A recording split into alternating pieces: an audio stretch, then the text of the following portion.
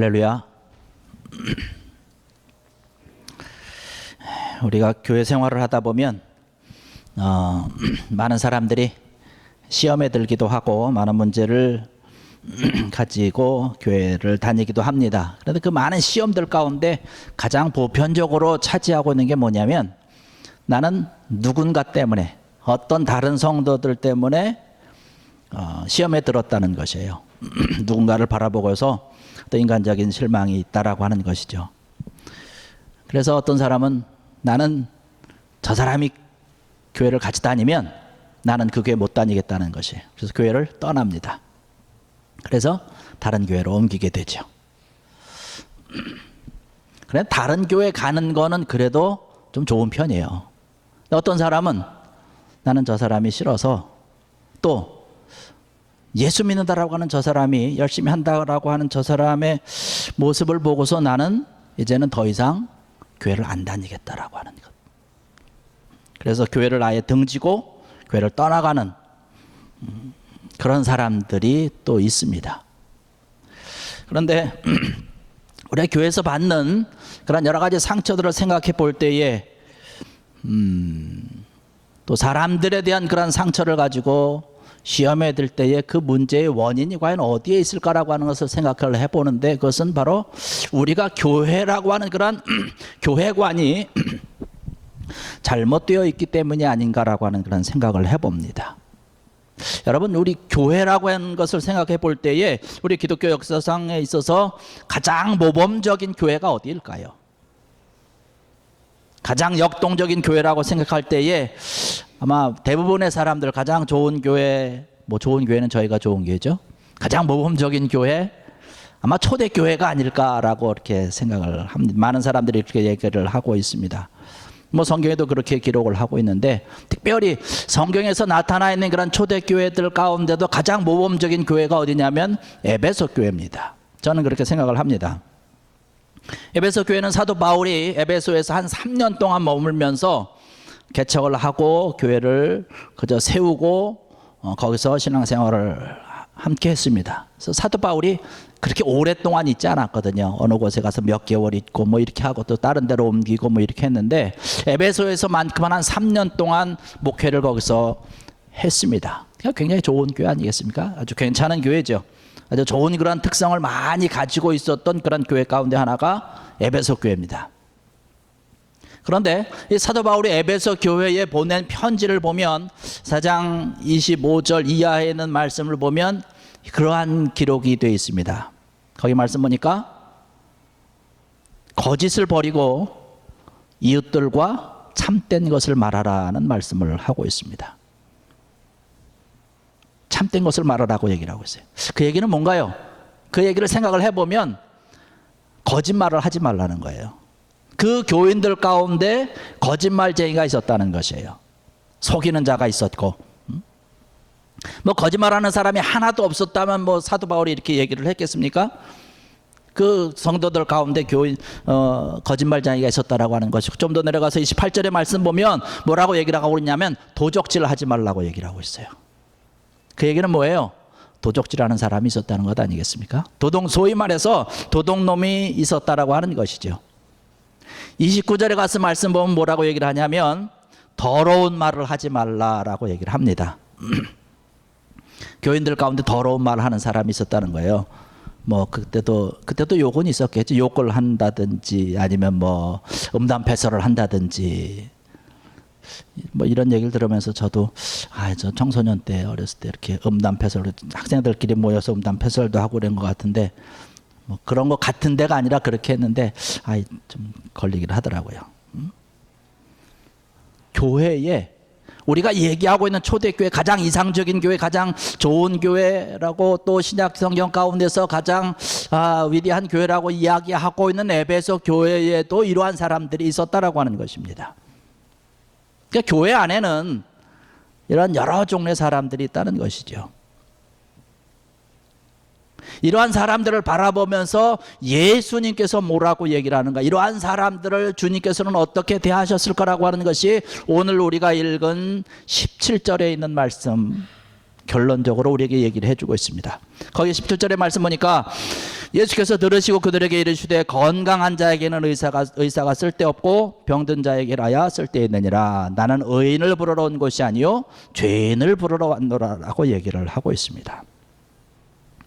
예수님께서 나는 건강한 사람, 의인 이러한 사람 때문에 온 것이 아니라 죄인을 부르러 왔다라고 얘기를 하고 있습니다. 그런 사람들 부르러 왔다는 거예요. 예수님께서는 지금도 마찬가지로 교회를 통해서 사람들을 부르고 계십니다. 누구를 부를까요? 죄인들을 부른다는 것이에요. 그러니까 교회라고 하는 것은 죄인들의 집합소입니다. 죄인들이 다 모이는 것이 바로 교회라고 하는 것이죠. 예수님께서 나는 병든 사람을 원한다라고 하는 거예요. 깨끗하고 건강한 사람은 내가 나한테 필요 없고 병든 사람 교회 다 불러 모은다라고 하는 얘기죠. 그 얘기를 좀 바꿔서 얘기하면 교회는 어디예요? 교회는 병원이라고 우리가 얘기를 할 수 있는 것이죠. 여러분 좋은 병원은 어떤 소문이 나 있습니까? 좋은 병원은 병자들이 많습니다. 왜? 거의 그 병원에 가면 낫는다라고 하는, 치료받는다라고 하는 그러한 믿음이 있기 때문에 가는 것이에요. 좋은 병에는 병자들이 많은 거예요. 좋은 교회에는 환자들이 많은 거예요. 죄인들이 많다라고 하는 것이에요. 이 사람 뭐 이런 병, 저런 질병 가진 사람들이 많이 있습니다. 그런데 그러한 사람들이 와서 병을 고치는데 어떤 병에 걸린 사람들은 그 병이 빨리 낫는 사람도 있고 어떤 사람들은 좀 오래 걸리는 그런 경우도 있다는 것이에요. 그래서 교회가 그러한 죄인들, 그러한 병자들의 모임이 있는 곳이기 때문에 우리가 신앙생활을 하다가 내가 누군가 때문에 시험에 들고 누군가 때문에 마음에 안 들고 누구는 신앙생활 열심히 한다고 그러는데 왜 저럴까라고 하는 그러한 모습이 나에게 보인다고 한다면 그렇게 생각하십시오. 아, 저 사람은 아직 병이 고침받기 위해서는 좀 더 시간이 필요하구나. 아직 치료하고 있는 그런 중이구나 라고 생각을 하면 사실 우리가 시험에 들 게 없다는 것이에요. 제가 늘 말씀을 드리지만 교회 다니는 사람 또 기도 열심히 한다고 그러는 사람이 왜 저래? 이렇게 할 것이 아니라 그래도 교회 다니니까 그래도 기도하는 사람이니까 저 정도라고 하는 것이죠. 이렇게 바꾸면 우리가 시험 들 일이 없다라고 하는 것이죠.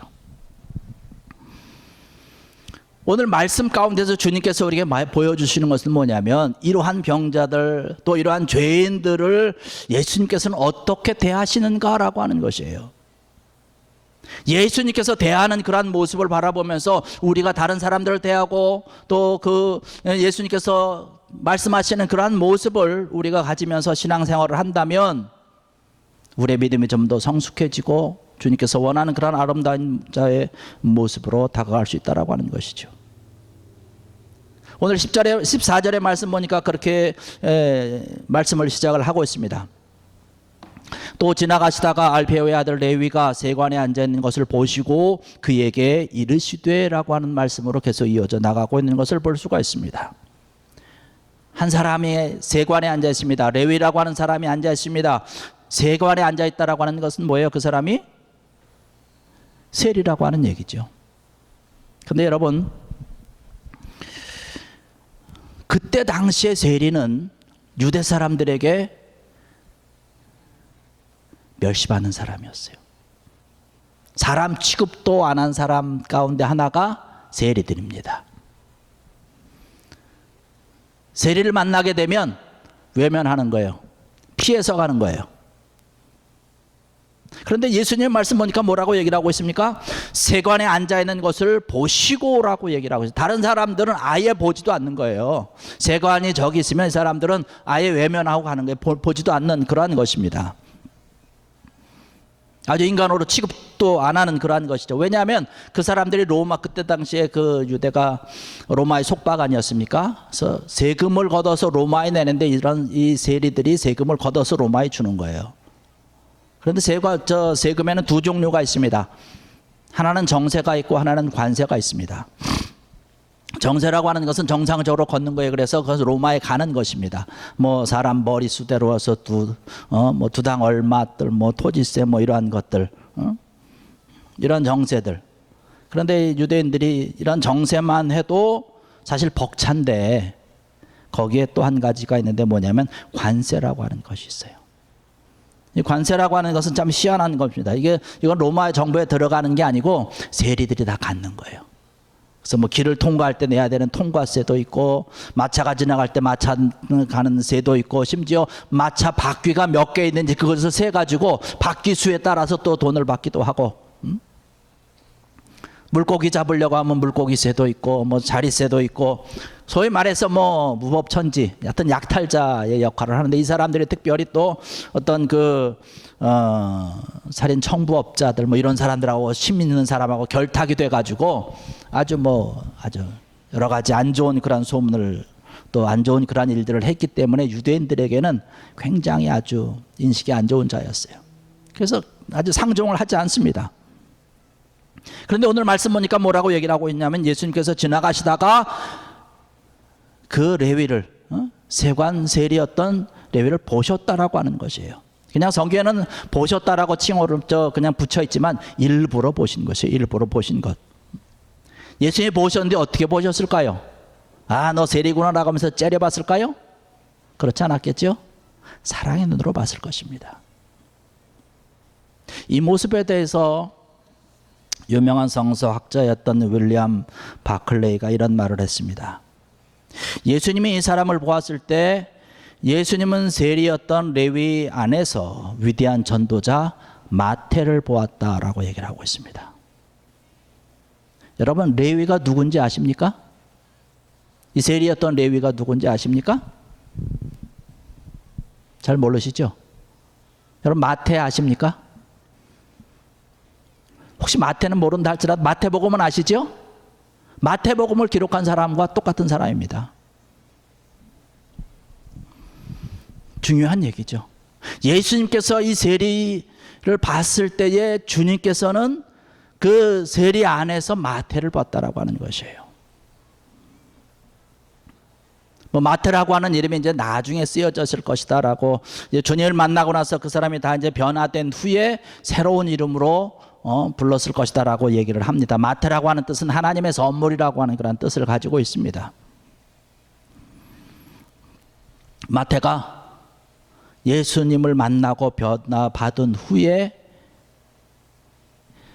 세리라고 하는 그런 관리의 직에서 세밀하게 관찰하고 여러 가지 일들을 잘했던 그러한 것을 특징을 살려서 기록한 것이 마태복음이라고 하는 것이에요. 바로 예수 그리스도의 생애를 아주 정확하게 잘 관찰을 하고 예수님에 대한 모든 것들을 우리에게 증거해 주는 그러한 기록으로서 마태복음을 기록한 것을 볼 수가 있습니다. 우리 한편으로 생각해 볼 때 다른 사람들과 마찬가지로 예수님께서도 이 세리를 바라보시면서, 레위를 바라보시면서, 야, 넌 세리구나, 나는 상대하지 않는다 라고 그냥 지나쳤다면 어떻게 되었을까라고 하는 생각을 해봅니다.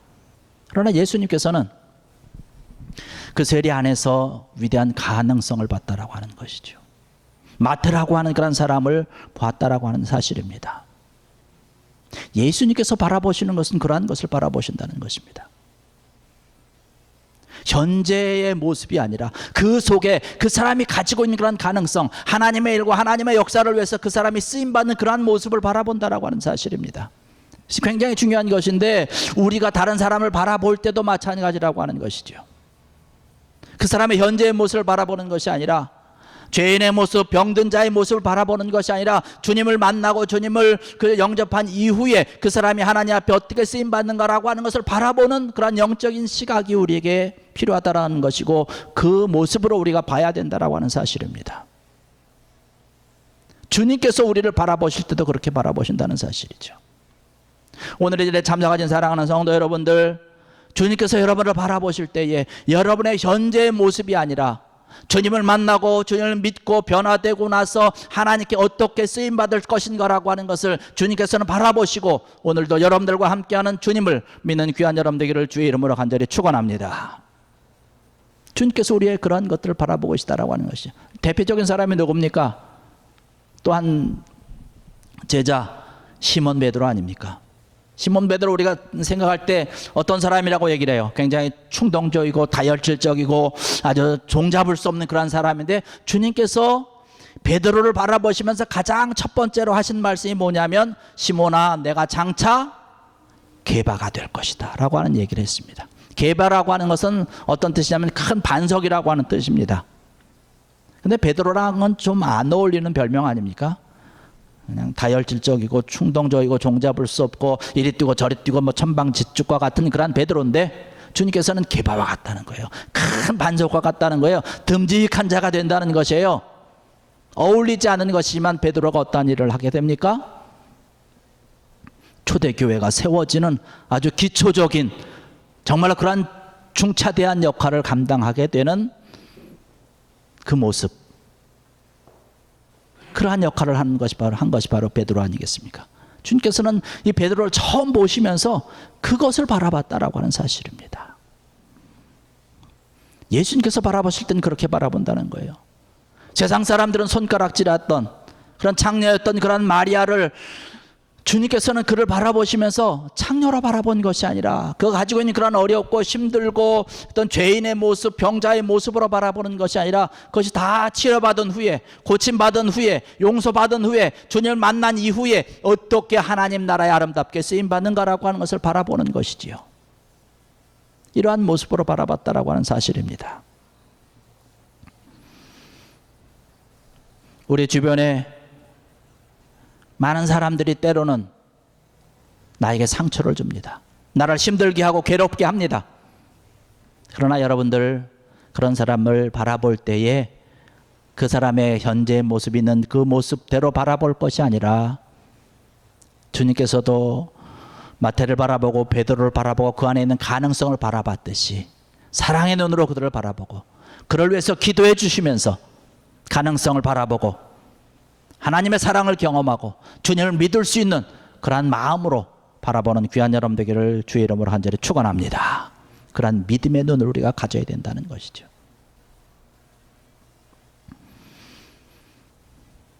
그 다음에 주님의 모습을 우리가 가만히 볼 수 있는데, 주님께서는요, 가만히 바라보신 이후에 하시는 것이 뭐냐면 그를 부르셨다는 거예요. 부르시는 것이에요. 여기 14절의 말씀 보니까 뭐라고 얘기를 합니까? 또 지나가시다가 알페의 아들 레위가 세관에 앉아있는 것을 보시고 그에게 이르시되 나를 따르라 하시니 일어나 따르니라. 나를 따르라고 하는 거예요. 부르셨다라고 하는 것이에요. 보신 다음엔 초청하고 계시는 거예요. 부르시는 것입니다. 나를 따르라고 하는 것입니다. 예수님을 따르라고 하는 것이에요. 주님을 따르라고 하는 것이죠. 주님께서 우리에게 늘 말씀하고 있는 것이 뭔가요? 수고하고 무거운 짐진 자들아 다 내게로 오라. 내게로 오라고 하는 것이, 내가 쉬게 하리라. 참된 평안을 얻게 하리라. 참된 안식을 너에게 줄 테니까 나에게 오라고 이야기를 하고 있습니다. 오늘 이 시간 이 자리에도 우리를 주님께서 바라보시면서 우리에게 말씀하고 있는 것이에요. 이 험한 세상 가운데서 수고하고 무거운 짐진 자들아, 어렵고 힘든 것 가운데 고통하고 고생하며 죄를 감당하기 위해서 서 있는 아름다운 성도들이여, 나에게 오라고 오늘 이 자리에 앉아계신 여러분들을 주님께서 부르고 계시는 줄로 믿습니다. 그 나를 부르시는 주님 우리는 따라가면 되는 것이에요. 주님께서 뭐라고 말씀하십니까? 내가 곧 길이요 진리요 생명이다라고 말씀하고 있어요. 주님을 따라가는 것이 진리라고 하는 것이에요. 주님을 따라가는 것이 생명이고, 주님을 따라가야 구원이 있는 것이고, 주님을 통해서 내가 소망을 가질 수 있고 희망을 가질 수 있고 꿈을 가지고 비전을 가질 수 있다는 것이에요. 이러한 것을 이루기 위해서 우리가 주님을 따라야 된다는 것이죠. 여러분, 신앙생활이라고 하는 것이 뭘까요?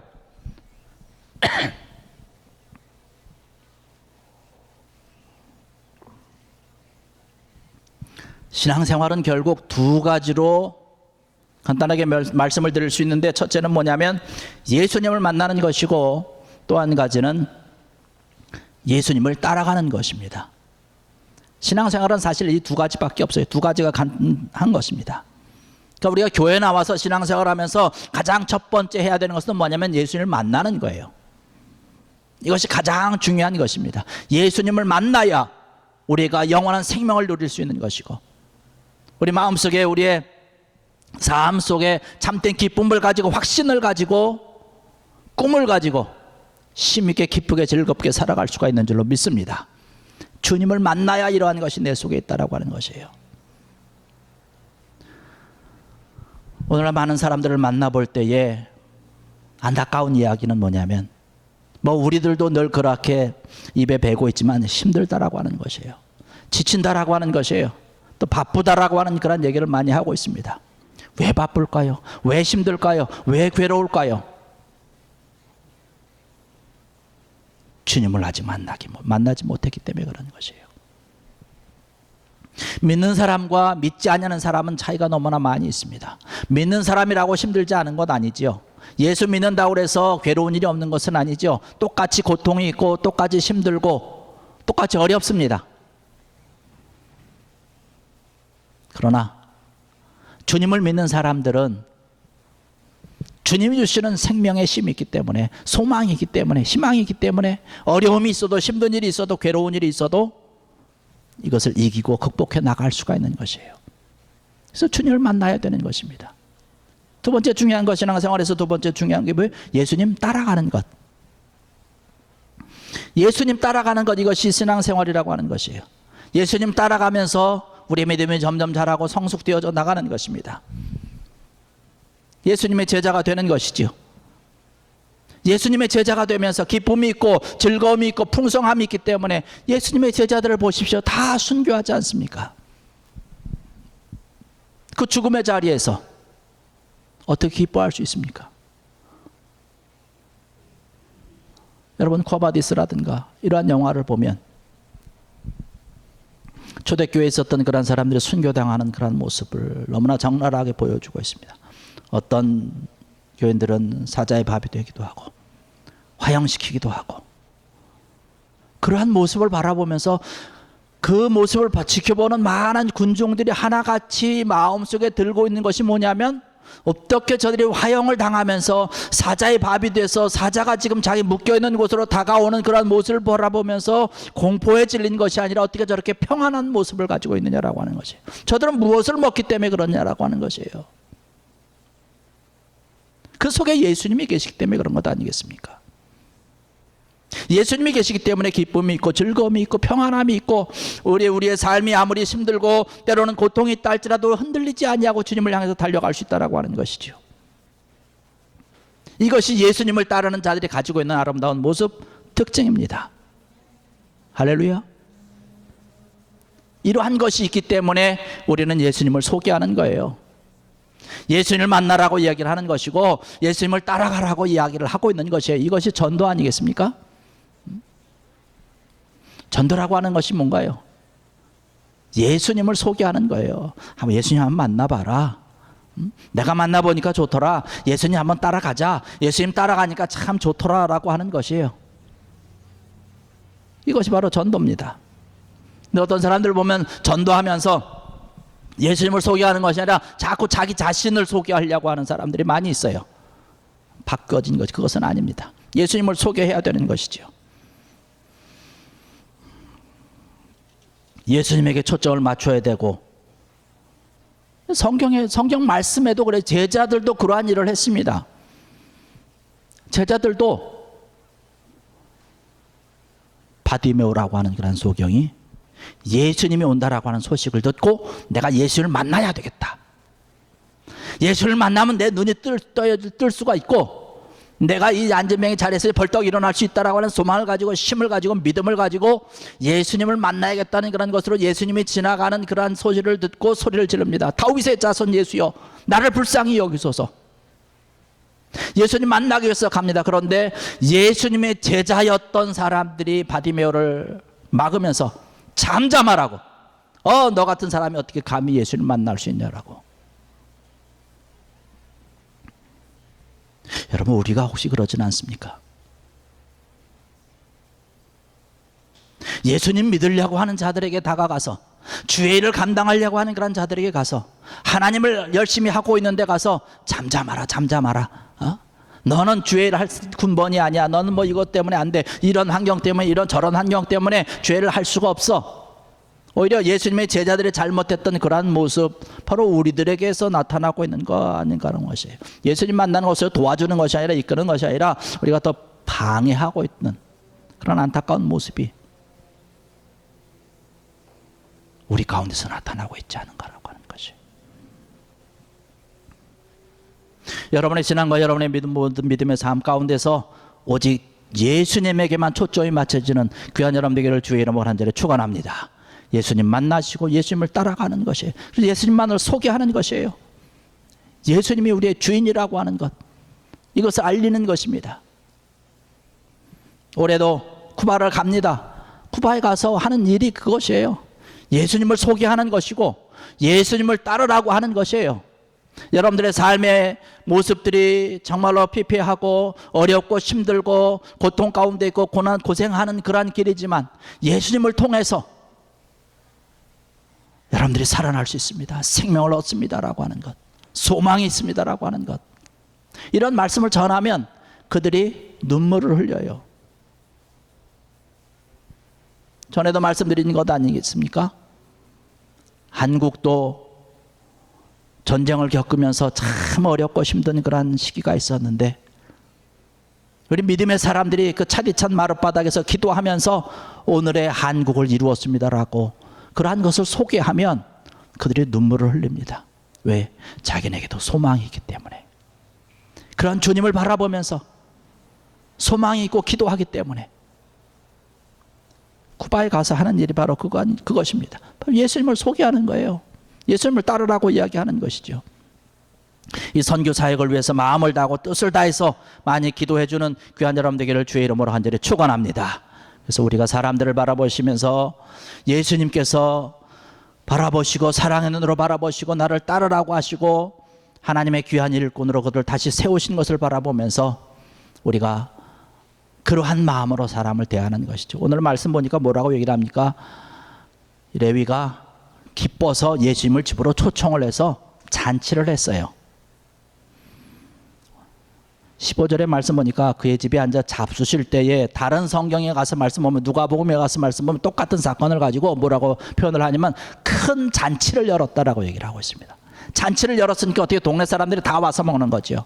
그런데 오늘도 성경의 말씀 보니까 누가 많이 왔습니까? 세리와 죄인들이 예수와 그의 제자들과 함께 앉았다. 그 세리 집에서 잔치가 열리니까 세리들이 많이 온 거예요. 죄인들이 많이 온 것입니다.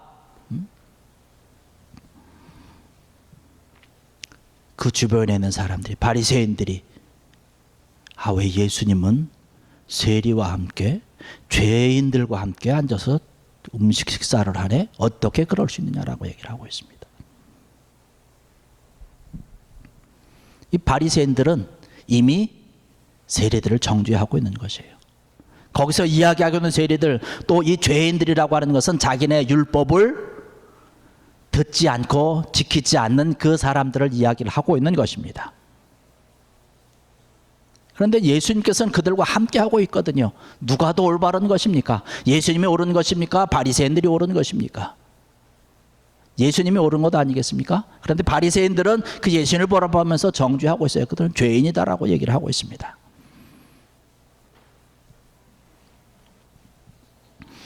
우리의 모습이 이런 바리새인들의 모습이 되지 않도록 편견을 가지고 바라볼 것이 아니라 주의 사랑으로, 주의 은혜로, 믿음으로 바라볼 수 있는 귀한 여러분들 되길 바랍니다. 하나님 앞에서 우리는 다 죄인이에요. 예수님은 그러한 사람들을 다 받아들였습니다. 그런 사람들을 다 포용했습니다.